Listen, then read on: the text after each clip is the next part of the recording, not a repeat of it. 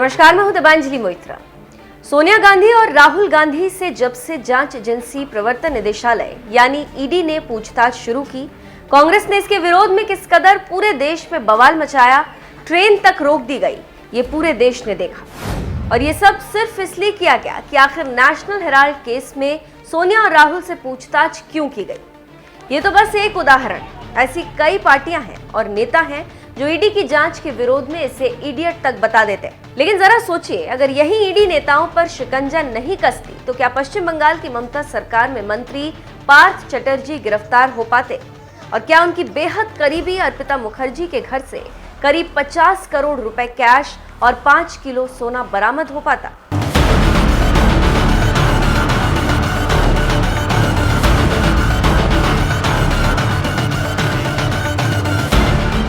एसएसएसी भर्ती घोटाले में पश्चिम बंगाल की मुख्यमंत्री ममता बनर्जी की सरकार की जमकर फजीहत होने लगी, क्योंकि इस मामले में उनके सबसे कद्दावर मंत्री पार्थ चटर्जी और उनकी सबसे करीबी अर्पिता मुखर्जी पर ईडी का लगातार शिकंजा कसता जा रहा है। 23 जुलाई को ही ईडी ने जहां घोटाले के आरोप में दोनों को गिरफ्तार कर लिया, तो वहीं अर्पिता मुखर्जी के ठिकाने पर लगातार छापेमारी कर रही ईडी को इतने कैश मिल रहे हैं कि एक आम इंसान सोचकर ही दंग रह जाएगा।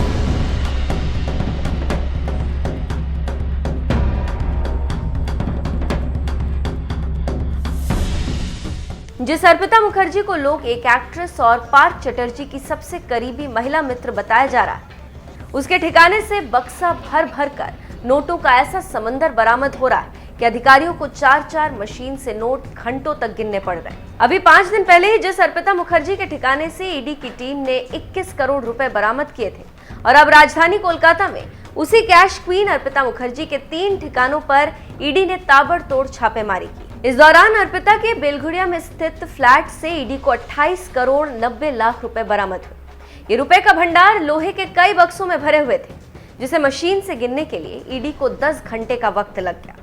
इतना ही नहीं, कैश के साथ साथ 5 किलो सोना भी अर्पिता के फ्लैट से बरामद हुआ, जिसकी बाजार में करोड़ों की कीमत बताई जा रही। सबसे हैरान कर देने वाली बात यह है कि अर्पिता मुखर्जी ने फ्लैट के टॉयलेट में ये पैसे छुपा कर रखे थे, लेकिन ईडी की बासी नजर से उसका टॉयलेट में छिपा खजाना भी नहीं बच पाया।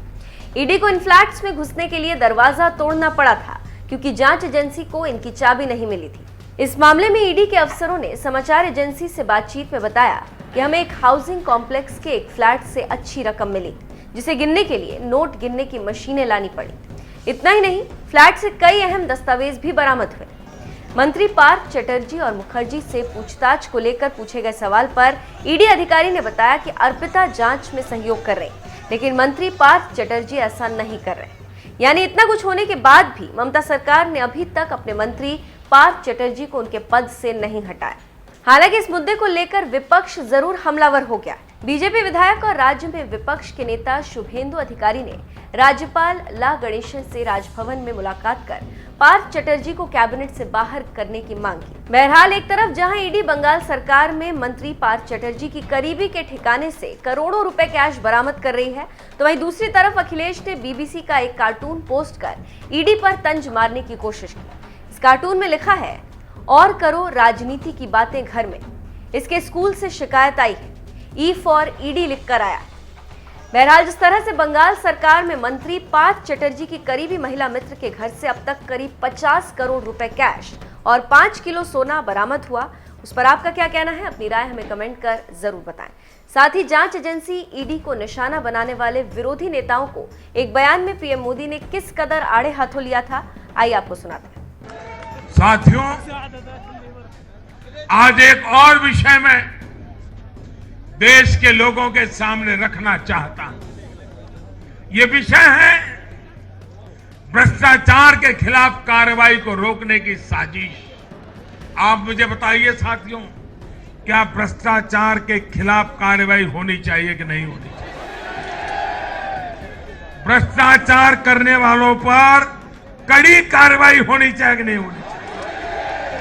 ये भ्रष्टाचार रूपी दिमाग देश में से नष्ट होनी चाहिए कि नहीं होनी चाहिए? साथियों,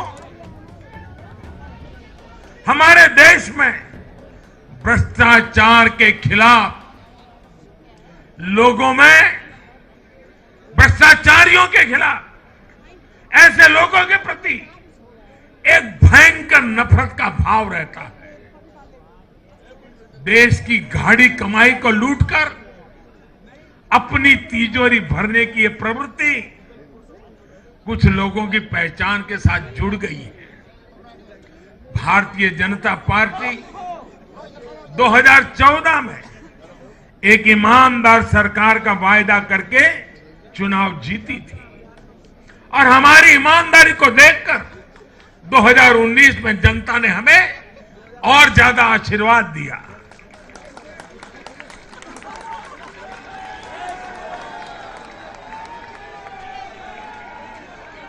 और देश हमसे अपेक्षा करता है कि मोदी जी आपकी सरकार सिर्फ प्रामाणिक रहे इतना इनफ नहीं है।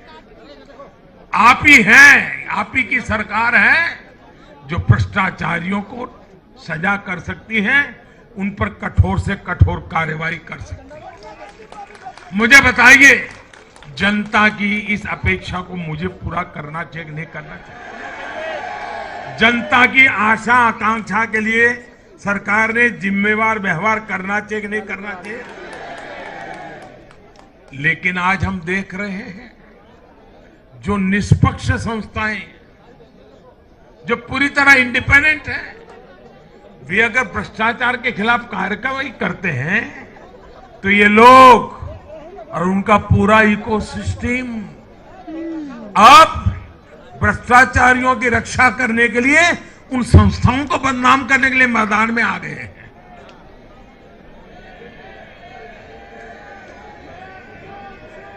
ये देश का कितना बड़ा दुर्भाग्य है कि घोटालों से घिरे लोग एकजुट होकर अब अपनी इकोसिस्टम की मदद से इन संस्थाओं पर ही दबाव बनाने लगे हैं।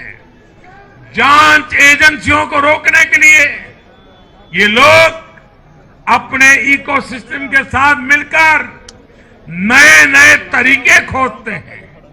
इन लोगों को देश की न्यायपालिका पर भी भरोसा नहीं है। पहले हजारों करोड़ रुपए का भ्रष्टाचार करो, फिर जांच भी नहीं होने दो, और जांच करे तो उस पर दबाव बनाओ। ये इन लोगों की प्रवृत्ति है। और देश के लोगों को एक और बात पर मैं ध्यान देना के लिए आकर्षित करना चाहता हूं। ये लोग किसी भ्रष्टाचारी पर कार्रवाई होते ही उसे धर्म का रंग देते हैं, प्रदेश का रंग दे देते हैं, जाति का रंग देने लगते हैं। ये नए तौर तरीके शुरू हुए हैं। किसी माफिया के खिलाफ अदालत कोई फैसला सुना देती है तो भी उसे ये लोग धर्म और जाति से जोड़ देते हैं।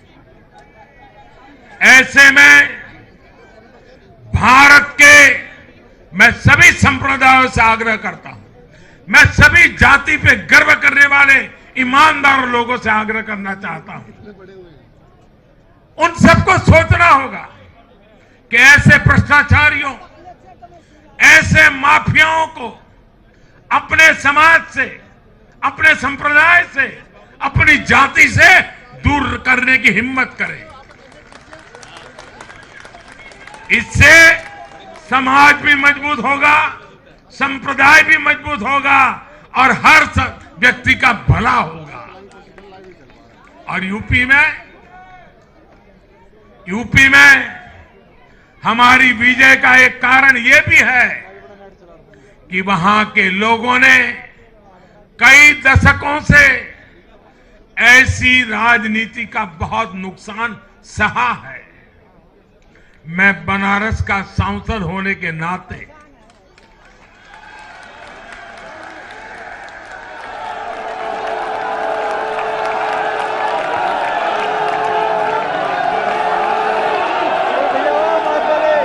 यूपी के लोगों के प्यार और आशीर्वाद ने मुझे भी यूपी वाला बना दिया।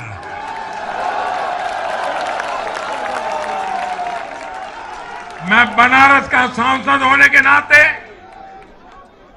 मेरे अनुभव से कह सकता हूं, यूपी के लोग ये बात समझ चुके हैं कि जाति को बदनाम करने वालों से, संप्रदाय को बदनाम करने वालों से अब दूर रहना है और राज्य के विकास को ही सर्वोच्च प्राथमिकता देनी है।